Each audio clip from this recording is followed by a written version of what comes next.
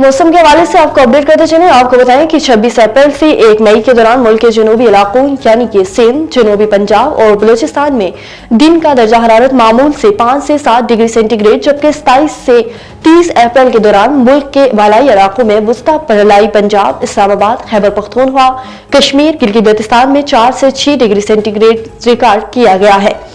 गुज़श्ता 24 घंटों के दौरान मुल्क के बेशतर इलाकों में मौसम गर्म और खुश्क रहा, जबकि जनूबी इलाकों में शदीद गर्म रहा। ताहम बालाई खैबर पख्तूनख्वा और गिलगित बल्तिस्तान में चंद मकामात पर गरज चमक और हल्की बारिश भी हुई है। आज रिकॉर्ड की गई ज्यादा से ज्यादा दर्जा हरारत में शहीद बेनजीराबाद 47, सिब्बी जैकबाबाद 46, दादू, तुरबत, लाड़काना और मठी में 45 डिग्री सेंटीग्रेड रिकॉर्ड किया गया।